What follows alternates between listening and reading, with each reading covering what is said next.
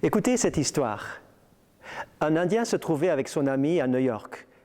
Alors qu'il marchait tranquillement sur une artère très fréquentée, avec beaucoup de bruit et de voitures, il s'arrête brusquement et dit à son ami « Attends, j'ai entendu un criquet qui chante. » L'ami interloqué lui dit « Mais comment peux-tu entendre un criquet qui chante dans ce bruit des voitures, des klaxons, etc. » « Non, non, j'ai entendu un criquet. » Et voilà que l'Indien regarde une vasque de fleurs qui est à proximité.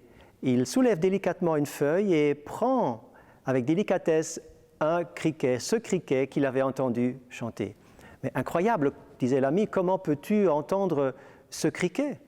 « Mais, disait-il, j'entends ce que je suis habitué d'entendre. » Et pour preuve, regarde ce qui va se passer.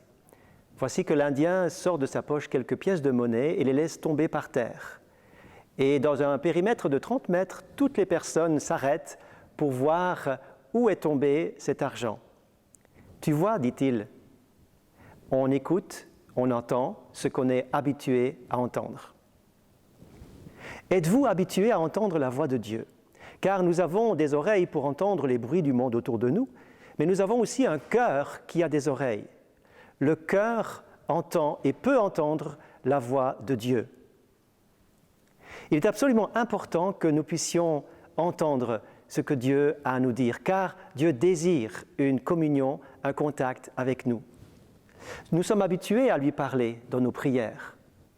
Mais Dieu désire aussi nous transmettre un message. Il désire que nous puissions entendre sa voix. Car parler est une bonne chose, mais entendre et écouter est peut-être plus difficile, mais tellement important. Une maman n'arrivait pas à faire obéir son petit garçon, qui n'écoutait jamais. Et voici ce qu'elle fit.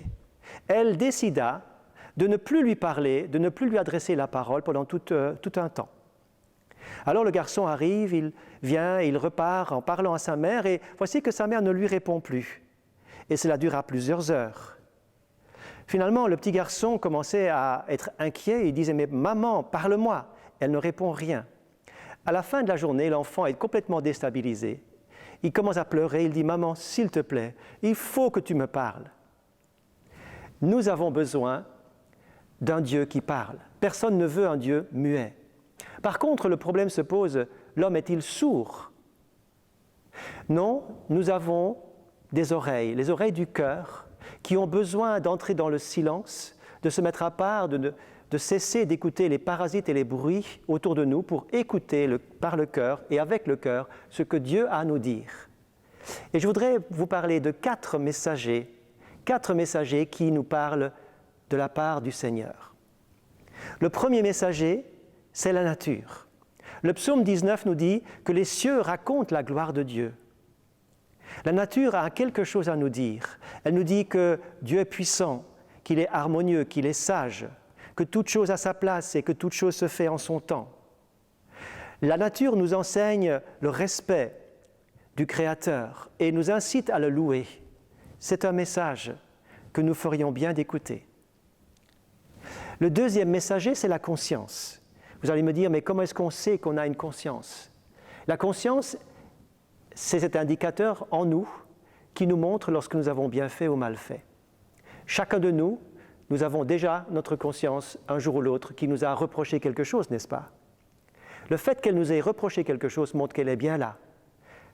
C'est bel et bien l'indicateur de Dieu en nous qui nous montre le bien et le mal, qui nous montre l'approbation lorsque le bien est fait et qui nous montre le malaise lorsque le mal nous touche et lorsque nous entrons dans les voies du mal. Ainsi, la conscience nous dit de la part de Dieu, n'entre pas dans ce chemin, ne continue pas à faire ce que tu es en train de faire. Ou bien encore, elle nous dit, continue, tu as bien fait, tu as été dans ma volonté.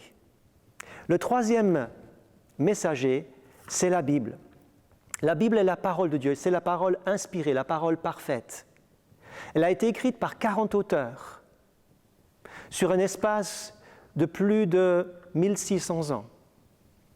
Eh bien, c'est écrit, les 66 livres de la Bible, c'est le message complet de Dieu pour tous les hommes, de tous les temps, de toutes les générations, de toutes les époques. Dieu a quelque chose à nous dire sur n'importe quelle situation de vie dans laquelle nous nous trouvons, dans la mesure où nous sommes à son écoute. Si vous lisez cette Bible, le cœur ouvert, le cœur réceptif, le cœur en communion avec Dieu, vous recevrez de sa part un message personnel. Le dernier messager dont je voudrais courtement m'entretenir avec vous, c'est Jésus, le Fils de Dieu. Dans Hébreux au chapitre 1, il nous est dit « Après avoir autrefois, de plusieurs manières et à plusieurs reprises, parlé à nos pères par les prophètes, le Seigneur nous a parlé par le Fils, Jésus. Jésus est la parole incarnée. Il est la parole faite chair. Il est le message ultime du Père pour la terre, pour nous. Jésus est la parole de Dieu. Nous ferions bien de considérer ce que Jésus a dit et ce qu'il a fait, car sa vie est un message, sa parole est un message. En écoutant Jésus, en acceptant son invitation, en répondant à son appel, eh bien, nous allons dans le sens d'une vie qui va réussir. Et nous allons entendre la voix de Dieu. Ainsi, je termine ce petit entretien avec vous. Merci de prêter attention à ces 4 messagers, la nature, la conscience, la Bible et Jésus, parole ultime du Seigneur.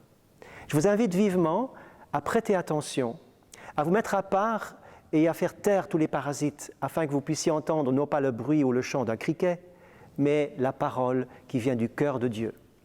Il y a un verset par lequel je termine qui se trouve dans l'Apocalypse au chapitre 3 et au verset 20. « Voici, je me tiens à la porte, dit Jésus. Je me tiens à la porte de ton cœur, de ta vie. Si quelqu'un entend ma voix, ouvre la porte, j'entrerai chez lui et je souperai avec lui, j'aurai communion avec lui. » La vie réussie, c'est une vie en communion avec Dieu. C'est ce que je vous souhaite, c'est ma prière pour vous et je vous bénis dans le nom de Jésus alors que vous allez entendre la voix de Dieu.